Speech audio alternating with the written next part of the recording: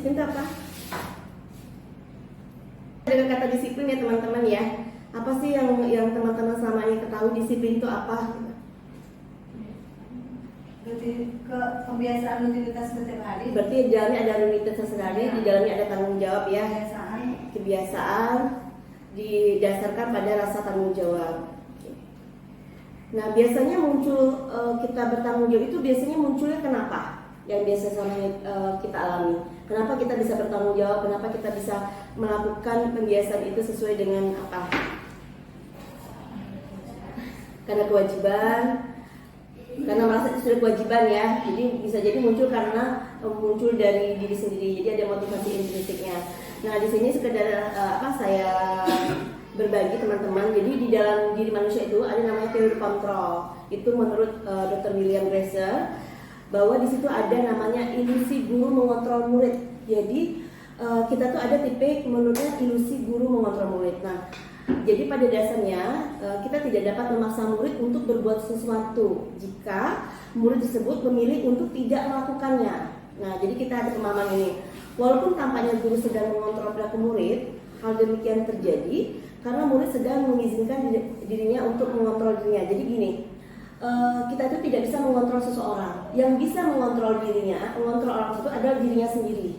Nah, jadi terlihat kita bisa mengontrol, oh kamu patuh, disiplin, padahal itu tidak sebenarnya. Yang terlihat sama kita tuh anak disiplin, padahal kenyataan enggak. Jadi itu sebenarnya ilusi guru menganggap anak sudah disiplin. Nah, kemudian ada lagi ilusi bahwa semua penguatan positif efektif dan bermanfaat. Kemudian adalah ilusi bahwa kritik itu membuat orang merasa bersalah, ya, dapat menguatkan karakter itu menurutnya.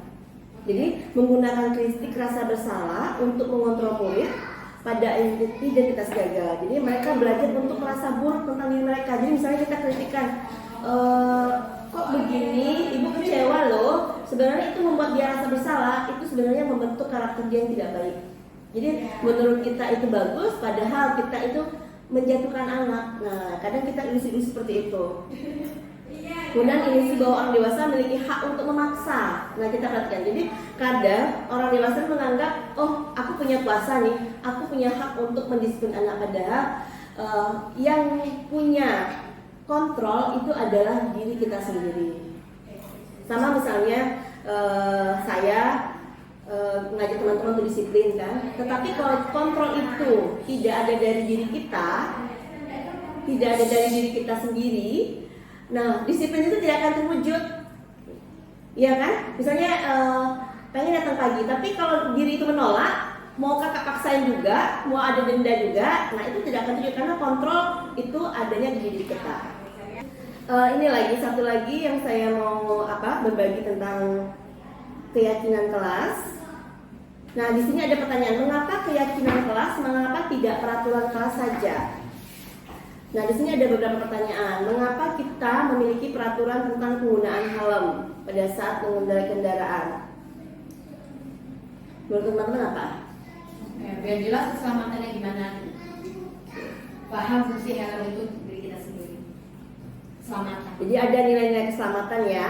Nah, di sini yang mau kakak tanamkan ke teman-teman, posisi kita sebagai guru, di sini ada nanti namanya posisi teman, posisi pembuat rasa bersalah, ada tipe guru yang posisi penghukum, dan yang paling baik itu adalah posisi manajerial. Yang pertama di sini adalah posisi penghukum. Nah, di sini contoh ya, posisi penghukum seperti ini. Seorang penghukum bisa menggunakan hukuman fisik maupun verbal. Orang-orang yang menjalankan posisi penghukum senantiasa mengatakan bahwa sekolah memerlukan sistem atau alat yang dapat lebih menekan murid-murid lebih dalam lagi. Guru-guru yang menerapkan posisi penghukum akan berkata, patuhi aturan saya atau awas. Kamu selalu saja salah. Pasti selalu yang terakhir selesai. Nah, itu adalah tipe-tipe penghukum. Apa akibatnya? Nah, jadi guru seperti ini senantiasa percaya hanya ada satu cara agar pembelajaran berhasil, yaitu dengan cara dia. Nah, jadi itu namanya penghukum. Nada suaranya tinggi, bahasa tubuh bisa jadi dengan mata melotot atau jari-jari menunjuk atau menghading. Hasilnya apa? Kalau seandainya kita adalah tipe posisi kontrol kita sebagai guru adalah penghukum, yang terjadi kemungkinan murid itu sebenarnya marah atau mendendam atau bersifat agresif. Jadi sesudah kembali duduk, murid tersebut akan lebih memberontak, bisa mencoret atau bukunya. Dan lebih buruk lagi, sepulang sekolah misalnya perilakunya malah lebih jelek lagi. Terlihat dia disiplin, tapi pada dasarnya dia akan melakukan pemberontakan atau lebih dendam lagi. Dan itu akan teringat sampai dia tua pun. Ini berdasarkan referensi teman-teman penggerak, apa yang dilakukan guru itu akan teringat, apa yang pernah disakiti itu akan teringat. Bekas berarti dari dia. Trauma. Tekan, dendam. Nah, ada lagi pembuat rasa bersalah. Nah, kita akan belajar. Pembuat rasa bersalah ini, pada posisi ini guru akan bersuara lebih lembut.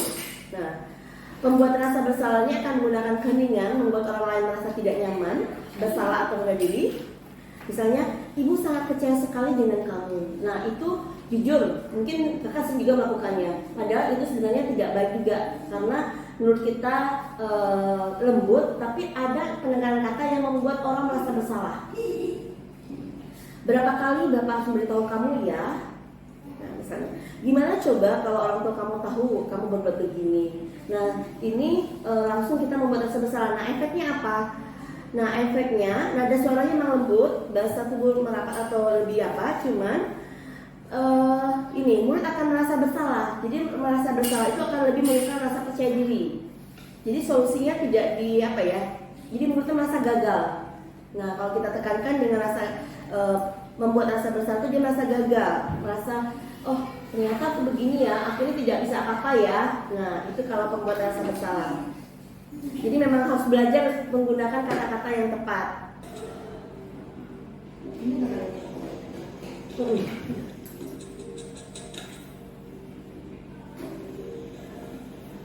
Naran, sini kamu. Selamat pagi, Bu. Selalu terlambat. Kamu deh, pasti terlambat. Maaf, Bu. Saya Apa? Apa coba? Alasan kamu apa lagi? Kapan sih kamu tidak terlambat? Malas sekali ya kamu jadi anak. saya Dasar pemalas. Gak kapok-kapok sih kamu. Sudah berapa kali terlambat? Sana, kamu keliling lapangan basket 2 kali. Kenapa saya harus keliling lapangan basket, Bu? Kenapa? Kamu melawan ibu. Berani-beraninya jawab. Sudah terlambat, masih berani jawab pula. Sekarang, keliling lapangan basket 5 kali sekalian. Biar kapok. Cepat. Pergi sana ke lapangan basket. Posisi Nah, itu posisi penghukumnya teman-teman ya. Ada kalau nanya, Menahan hati, suka menuju, atau itu lebih parahnya dan menyindir. Hukuman bisa berupa fisik ataupun psikis.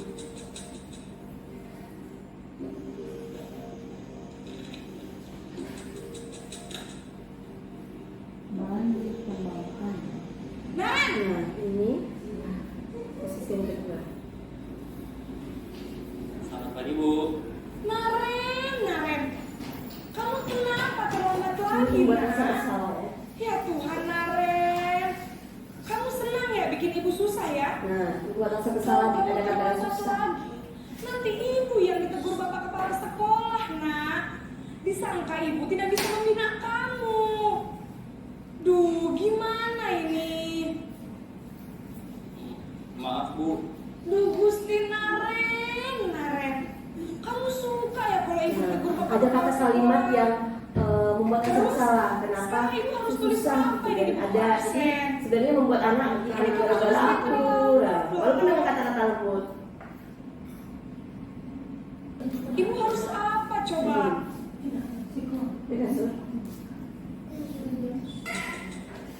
Nah, jadi kadang posisi-posisi ini yang sedang kita miliki. Nah, nanti ada posisi yang terbaik, ada posisi manajerial. Naren!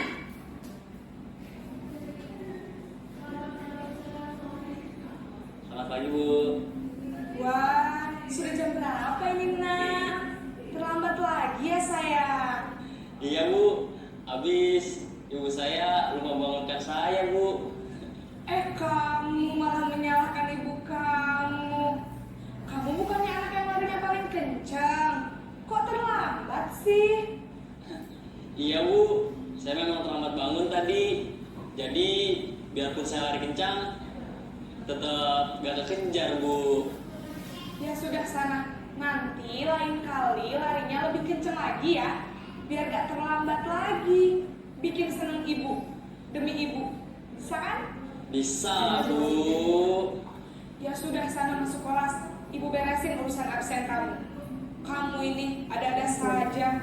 Dampaknya ini anak itu tidak bertanggung jawab saja. Nah, ada pula pemantau cuma monitor aja posisinya.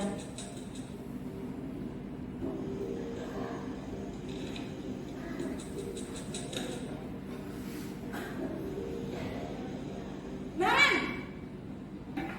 Apa peraturan sekolah kita tentang jam berapa kita harus masuk sekolah, nak?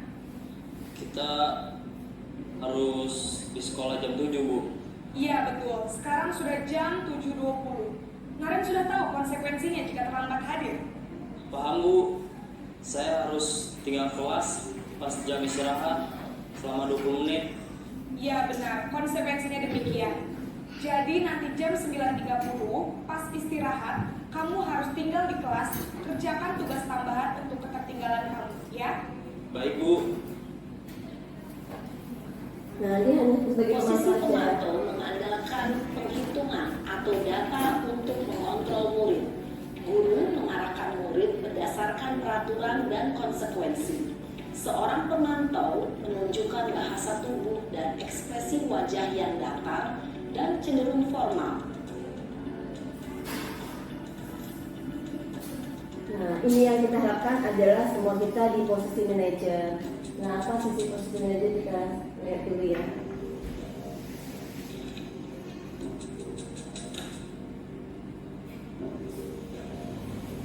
Naren!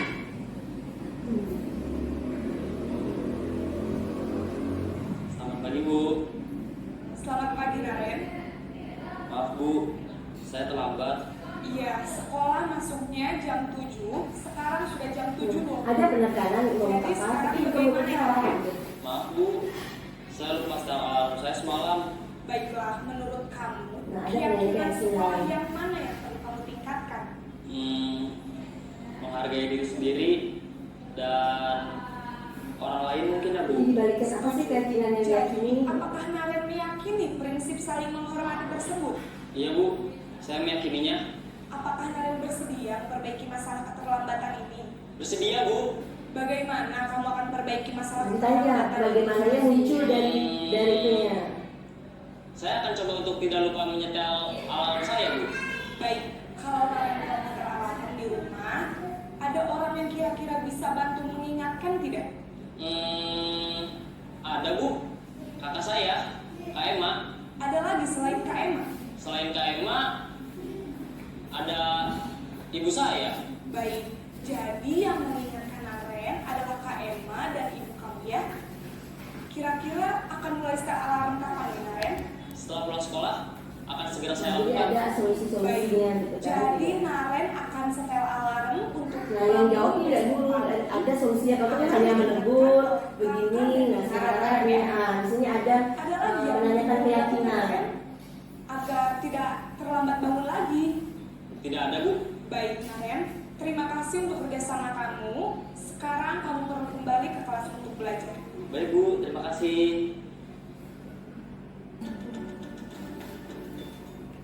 Jadi teman-teman tadi sudah melihat ya bagaimana posisi manajer tadi, apa yang dapat kita simpulkan tadi. Mengapa kita harus pada tahap posisi manajer tadi? Apa yang akan kita hasilkan? Segala sesuatu dimulai dari diri sendiri. Terus apa yang akan kita cita-citakan terhadap murid-murid kita tadi? Dengan kita pada posisi manajer, apa yang akan kita hasilkan terhadap murid kita? Anak lebih bertanggung jawab. Lebih bertanggung jawab, terus ada mampu merefleksikan diri, kemudian dapat mencari solusi. Jadi ada solusinya. Solusi itu bukan dari sang guru tersebut, tapi dari dirinya sendiri. Oke. Bukan yang mengancam. Dengan mengancam. Jadi Ada kata, jadi di posisi manajer itu ada 3 tahapan. Yang pertama menstabilkan, yang kedua memvalidasi, yang ketiga adalah menanyakan keyakinan. Jadi ada 3 proses yang dijalani dalam kita menerapkan budaya positif tersebut. Jadi sedikit ya. Sudah ada. Tapi penerapan itu lumayan susah. Ya, ketika tidak segampang itu kita merubah. Mungkin kita bisa merubah ke teman dulu baru, ke tadi membuat rasa bersalah. Nah, mungkin tahapan yang penting itu adalah bagaimana bisa memvalidasi. Misalnya, kayak misalnya anak-anak tadi misalnya buang sampah sembarangan. Siva, kenapa Siva tadi membuang sampah sembarangan? Nah, kenapa? Nanti Siva lupa. Seharusnya, seharusnya sampah itu dibuang kemana? Jadi tidak langsung buang sampah situ gitu. Nah, tadi mengapa ditanyakan dulu, atau mengapa tadi menangis? Mengapa tadi Fani menangis misalnya? Apa yang Fani rasakan? Atau mengapa Fani tadi melempar pena ke Putri tadi? Kenapa kesal misalnya? Nah, iya Fani tadi kesel, nggak ada batu sedikit pun. Kakak nggak bisa langsung nyalain Fani menjatuhkan pena tadi melempar. Siapapun bisa merasakan hal yang sama, siapapun bisa berbuat hal yang sama seperti Fani. Tapi menurut Fani keyakinan apa sih yang Fani pahami terhadap jaga perasaan atau sopan santun? Menurut Fani gimana terhadap sesama teman? Fani keyakinan apa? Nah, seperti itu ya teman-teman ya. Jadi memang berproses sama seperti gini.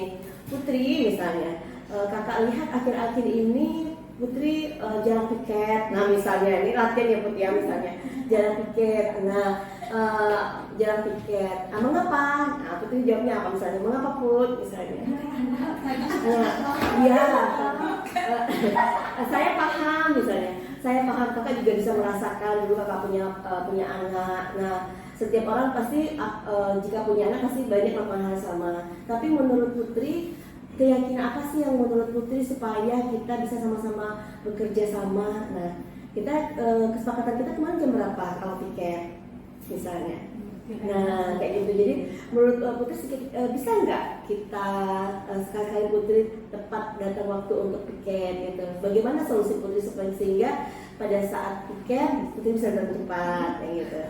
Nah, menurut Putri bagaimana sih dengan teman-teman yang menggantikan piket? Nah, kayak gitu. Jadi muncul dari teman itu karakteristika. Nah, seperti itu.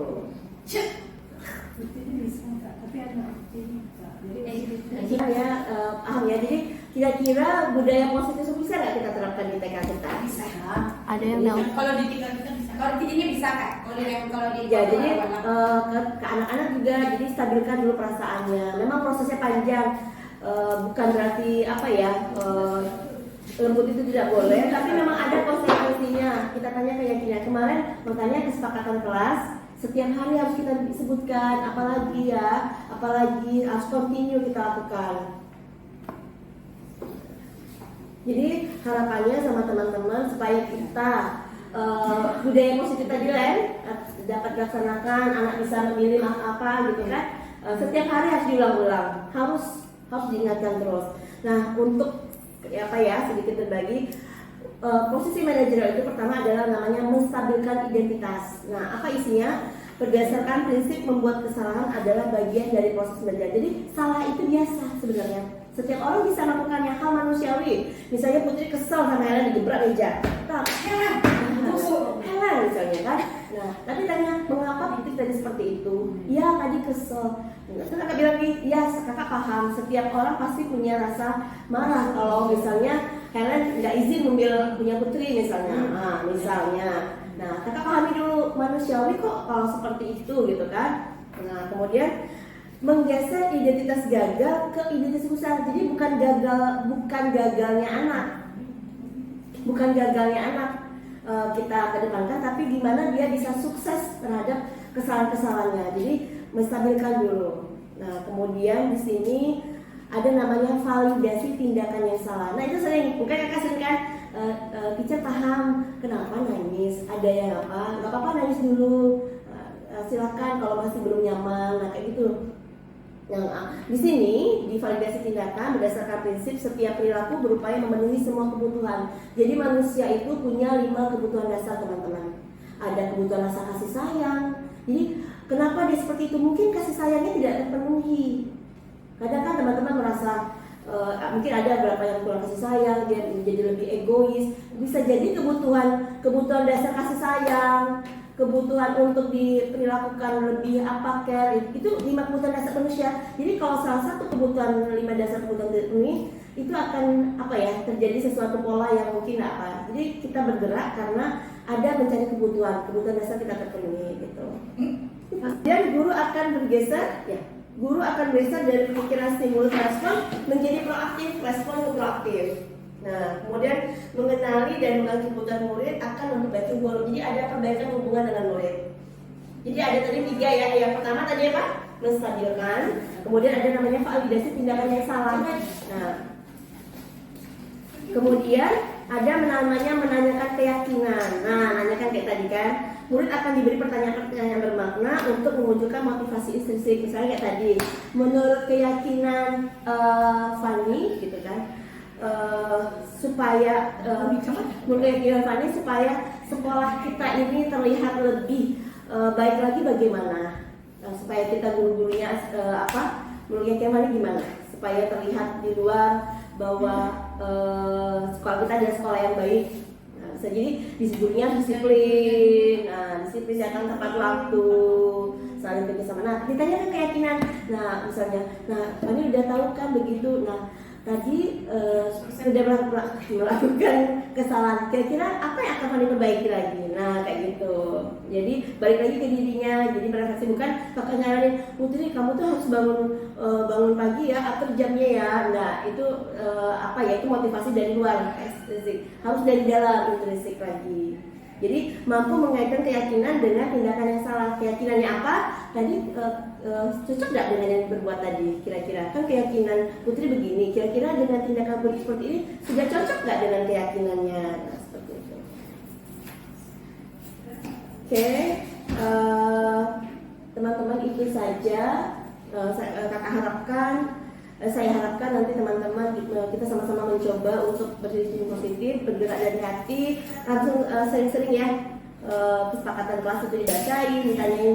Nah tadi bawa sampai bagaimana tadi, kalau mainan harus apa, misalnya tadi berserakan dideketin, bukan beres-beres enggak. Tadi keyakinan kayak anak Donald itu selalu kalau Inara dan bisa Inara tadi kata teacher apa, mainannya harus dipilih-pilih teacher gitu. Jadi Pak kemarin juga anak yang observasi, ternyata anak Donald pinter-pinter ya, sudah bisa tahu dia apa yang dilakukan habis main. Nah, lebih tertib lagi. Mudah-mudahan kedepannya kita sama-sama bisa menerapkan budaya positif ini untuk kedepannya lebih baik lagi. Ya teacher ya, nanti kesepakatan kelas, keyakinan kelas itu di setiap hari disebutin. Setiap hari mau masuk ya, cerewet semuanya kita sama-sama diingatin. Terus satu lagi mungkin supaya kita lebih rapi lagi untuk di admin, ada makanan biar lebih kayak mana ya kalau kita bersih. Terus sampah juga kita mengajarin anak supaya disiplin dimulai dari diri kita sendiri. Bekas minuman. Ya langsung dibuang tong sampah gitu. Bekas makan minum langsung kita, karena dimulai dari diri sendiri. Nanti letakkan di sini dulu, nanti lupa dikatakan. Ya dimulai dari sendiri. Terima kasih teman-teman semuanya. Jadi mudah-mudahan kita semuanya bisa akhirnya ke tahap posisi manajerial, walaupun itu berproses. Jadi untuk penghukum tadi, pembuat rasa bersalah itu dari karena efeknya itu jangka panjang. Jadi harus bergerak dari diri kita sendiri. Begitu saja. Mudah-mudahan nanti kita untuk bulan depan berbagi praktek baiknya ke teman-teman selanjutnya. Terima kasih. Assalamualaikum warahmatullahi wabarakatuh.